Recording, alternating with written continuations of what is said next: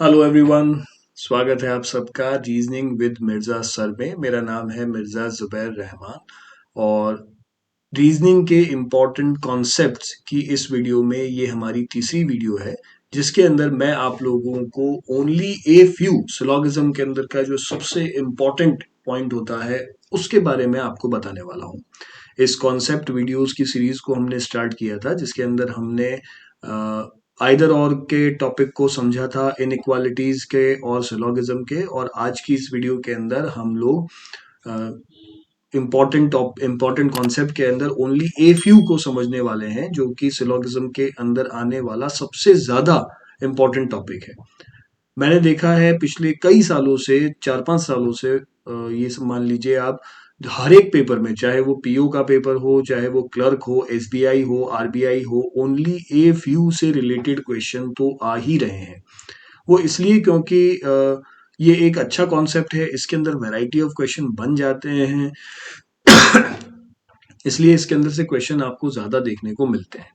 तो आज की इस वीडियो में हम लोग समझेंगे कि ओनली ए फ्यू का कॉन्सेप्ट किस तरह काम करता है, और अगर आपके सामने ओनली ए फ्यू का क्वेश्चन आ जाए तो आपको उसको किस अप्रोच के साथ सॉल्व करना है।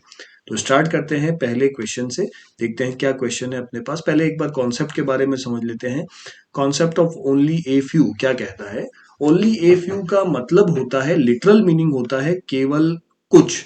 ओनली ए फ्यू, फ्यू का मतलब कुछ, ओनली का मतलब केवल, तो केवल कुछ, ये इसका लिटरल मीनिंग है। एक्चुअल में ओनली ए फ्यू दो चीजों से मिलकर बना हुआ होता है, सम और some not. Only a few mixture होता है सम और सम नॉट का। एक एग्जांपल के लिए अगर मैं बात करूं, अगर आपके सामने इस तरह से कोई स्टेटमेंट आ जाए, only a few A is B, तो उसका डायग्राम आप कैसे बनाएंगे? केवल कुछ ए बी हैं, तो सम और सम नॉट दोनों में बनेंगे इसके अंदर। सम ए इज बी, ये रहे, एंड रिमेनिंग ए, या कुछ ए बी नहीं है। तो ये जो मैंने आपको एक एरो बनाकर और क्रॉस बनाकर बताया है, ये क्या कह रहा है? ये जो अनशेडेड पार्ट है ना ए का, इसमें से कुछ हिस्सा, या इसको पूरा मान लो, ये वाला हिस्सा बी के अंदर नहीं जा सकता, जबकि कुछ पार्ट जो ए और बी का कॉमन है वो आपस में मिला है, वो मिला हुआ ही रहेगा। बाकी जो नहीं मिला हुआ है वो आपस में नहीं मिलेगा। ए का जो पूरा अनशेडेड पार्ट है, आप चाहो तो उसको भी कंसिडर करो, या उसका एक छोटा सा अनशेडेड पार्ट है उसको भी कंसिडर करो, बात एक ही होती है। पर डायग्राम इसी तरीके से बनेगा आपका। Only if you A is B का मतलब क्या होता है? Some A is B and other A are not B, some A are not B, इसका मतलब ये है। ठीक है, अब इसी कॉन्सेप्ट के ऊपर एक क्वेश्चन देखते हैं। सम सर्कल आर स्क्वायर, ये क्वेश्चन आपको दिया हुआ है, स्टेटमेंट दिया हुआ है, कंक्लूजन दिए हुए, सॉल्व करने की कोशिश करते हैं। Some circle are square, only a few square are rectangle. Only a few square are rectangle का मतलब क्या हुआ? केवल कुछ स्क्वायर रेक्टेंगल है, यानी कि कुछ स्क्वायर तो रेक्टेंगल हैं, बचे हुए स्क्वायर क्या है? रेक्टेंगल नहीं है। ऑल सर्कल आर ट्राइंगल, सभी सर्कल क्या है? ट्राइंगल हैं। तो ये लीजिए सभी सर्कल क्या हुए? ट्राइंगल हो गए। ये लीजिए सभी सर्कल ट्राइंगल हो गए। आ गई बात समझ में? डायग्राम बन गया आपका, है ना? यही डायग्राम होना चाहिए, बिल्कुल करेक्ट डायग्राम बनाया है अपन ने। अब इसके कंक्लूजन मैच करें। क्या कहता है conclusion number 1? All rectangle being circle is a possibility. क्या सारे के सारे रेक्टेंगल सर्कल हो जाएं, इस बात की संभावना है क्या? आप बस इसको इस तरह से इमेजिन कीजिए कि स्क्वायर के दाईं तरफ मैंने अगर रेक्टेंगल बनाया है, अगर मैं बाईं तरफ बना देता तो बात तो एक ही होती, है ना? ये तो सिर्फ दाया बायां का फर्क है देखा जाए तो। सारे के सारे रेक्टेंगल सर्कल के अंदर आ जाएं, अगर रेक्टेंगल बाईं तरफ बने और सर्कल बहुत बड़ा है मान लो, उसके अंदर आ जाए, तो ये तो पॉसिबल है ना। सारे के सारे रेक्टेंगल को राइट से लेफ्ट में कर दिया, बस इतना सा करा है। स्क्वायर और रेक्टेंगल का रिलेशन आपका इफेक्ट नहीं होना चाहिए, यानी स्क्वायर और रेक्टेंगल के बीच में सम और सम नॉट का रिलेशन बने रहना चाहिए। उसके उसको खराब करे बगैर अगर मैं रेक्टेंगल को कहीं भी घुमाऊं, ऊपर से नीचे दाएं बाएं कहीं भी घुमाऊं, इधर इस तरफ ले आऊं, तो बात तो एक ही है, उससे हमारा कोई रिलेशन खराब नहीं होगा। और सर्कल और रेक्टेंगल में हमें कोई डायरेक्ट रिलेशन दिया ही नहीं है, जब डायरेक्ट रिलेशन नहीं दिया हुआ होता तो कॉन्सेप्ट क्या कहता है कि आप कोई भी पॉसिबल रिलेशन बना सकते हो। आप देखो, सर्कल और रेक्टेंगल के बीच में कोई भी डायरेक्ट रिलेशन आपको नहीं दिया है। अगर नहीं दिया तो आप कुछ मत सोचो, all rectangle being circle is a possibility, क्या हो जाएगा, सही हो जाएगा, एक नंबर सही हो जाएगा। कोई डायरेक्ट रिलेशन नहीं दिया तो सम का बनाओ चाहे ऑल का बनाओ सही हो जाएगा, पॉसिबिलिटी है वो तो, है ना। दूसरा, सम स्क्वायर आर ट्राइंगल, क्या कुछ स्क्वायर आपको ट्राइंगल दिखाई दे रहे हैं? हाँ ये रहे ना, देखो कॉमन आ रहे हैं स्क्वायर और ट्राइंगल, तो ये तो डायग्राम में दिखाई दे रहे हैं मुझे। दूसरा भी मेरा सही हो गया, पहला भी सही दूसरा भी सही, तो मेरा जवाब क्या हुआ, बोथ फॉलो, ऑप्शन नंबर 4 मेरा सही जवाब हो जाएगा। आसान सा क्वेश्चन, मैंने आप लोगों को सिर्फ ओनली ए फ्यू के कॉन्सेप्ट को समझाने के लिए उसका एक क्वेश्चन आपको इसलिए करवाया ताकि आपको कॉन्सेप्ट समझ में आ जाए। और ये आरआरबी के अंदर आया हुआ प्रीवियस ईयर का क्वेश्चन है, रूरल बैंक के पेपर में 2022 के अंदर आया हुआ क्वेश्चन है। एक और क्वेश्चन करते हैं, उससे आपको और समझाने की कोशिश करते हैं, जैसे कि ये रहा, only a few grapes are cherry, केवल कुछ ग्रेप्स चेरी हैं, तो इसका डायग्राम कैसे बनेगा, only a few grapes are cherry के लिए कुछ grapes, some grapes are cherry, other grapes are not cherry, ये ओनली ए फ्यू का डायग्राम है। Some cherry are banana, some cherry are banana, और नो बनाना इज एप्पल, कोई भी banana apple नहीं है, ये लीजिए कोई भी बनाना एप्पल नहीं है। करेक्ट है, डायग्राम बन गया। अब चेक करें conclusion, all grapes are apple, सभी ग्रेप्स एप्पल हैं क्या? क्या आपको सारे के सारे ग्रेप्स एप्पल के अंदर दिखाई दे रहे हैं? ये एक डेफिनेट कंक्लूजन है, ऑल डेफिनेट कंक्लूजन में काउंट होता है। डेफिनेट कंक्लूजन में हमें कोई संभावना चेक नहीं करनी होती।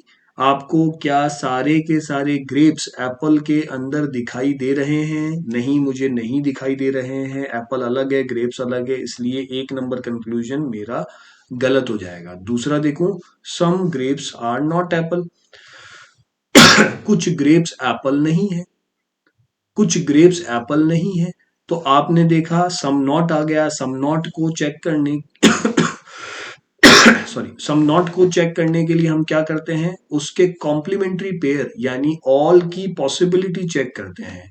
सम नॉट का कॉम्प्लीमेंट्री पेयर क्या होता है, मैंने सिलोगिज्म के आइदर और के वीडियो के अंदर आपको कॉम्प्लीमेंट्री पेयर बताया था। सम और नो का कॉम्प्लीमेंट्री पेयर होता है, ऑल और सम नॉट का कॉम्प्लीमेंट्री पेयर होता है। सम नॉट का कॉम्प्लीमेंट्री क्या हो जाएगा, ऑल, उसकी पॉसिबिलिटी चेक करनी पड़ेगी, all grapes can be Apple, ये कॉम्प्लीमेंट्री हैं, एक दूसरे के पूरक हैं। अगर एक सही होगा, ये सही होगा तो ये गलत होगा, अगर ये गलत होगा तो ये सही होगा। क्या सारे के सारे ग्रेप्स एप्पल हो सकते हैं? आप बस इतना इमेजिन कीजिए कि ग्रेप्स को चेरी के ऊपर मैंने बनाया है, अगर मैं दाईं तरफ बना दूं, एप्पल के अंदर बना दूं, और अभी भी ग्रेप्स और चेरी के अंदर सेम रिलेशन मेंटेन कर दूं, सम और सम नॉट का, एप्पल थोड़ा पास में हो, चेरी भी उसके अंदर सॉरी टच कर रहा हो, ग्रेप्स भी उसके अंदर टच सॉरी एप्पल भी उसके अंदर टच कर रहा हो, ग्रेप्स भी उसके अंदर टच कर रहा हो, चेरी भी उसके अंदर टच कर रहा हो, तो ये पॉसिबल है क्या? क्या सारे के सारे ग्रेप्स एप्पल के अंदर आ सकते हैं? आप ध्यान दो कि आपको एप्पल और ग्रेप्स के अंदर कोई डायरेक्ट रिलेशन नहीं दिया है। मैंने हमेशा कहा, अगर दो एलिमेंट के बीच में डायरेक्ट रिलेशन नहीं दिया गया है तो आप अपनी मर्जी से कोई भी पॉसिबल रिलेशन बना सकते हैं। All grapes can be Apple follow होगा, अगर ये फॉलो होगा, all grapes can be Apple follow होगा, तो इसका कॉम्प्लीमेंट्री जो है वो रॉन्ग हो जाएगा। कॉम्प्लीमेंट्री मतलब एक दूसरे के पूरक, एक सही होगा तो दूसरा गलत होगा, दूसरा सही होगा तो पहला गलत होगा। All grapes can be Apple अगर सही है तो सम ग्रेप्स आर नॉट एप्पल क्या हो जाएगा, गलत हो जाएगा। दोनों कंक्लूजन गलत हो गए। क्या मैं नाइदर नॉर लगाऊं? मैंने एक थोड़ी छोटी सी चीज पे ध्यान दिया, मैंने देखा एलिमेंट सेम आ रहे हैं दोनों में, ग्रेप्स एप्पल, है ना, एलिमेंट सेम आ रहे हैं। मैं दूसरी शर्त को अगर याद करूं आइदर और की, तो वो क्या थी, वो थी इंडिविजुअली कंक्लूजन रॉन्ग होने चाहिए, तो मेरा पहला और दूसरा दोनों कंक्लूजन इंडिविजुअली रॉन्ग आ गए हैं।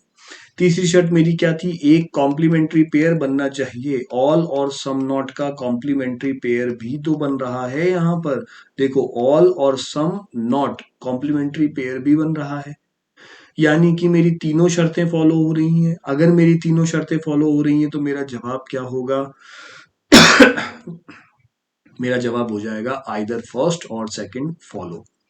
तो ओनली ए फ्यू के साथ साथ मैंने आपको आइदर और भी समझा दिया है। क्या आपको ये बात समझ में आई?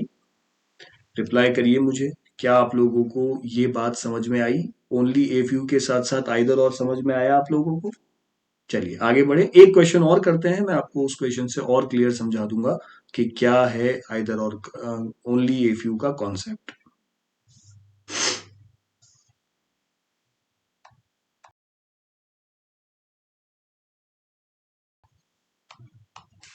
ये रहा अगला क्वेश्चन।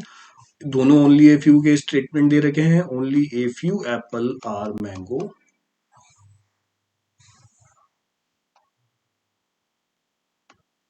यानी कि some apple are mango, remaining apple are not mango.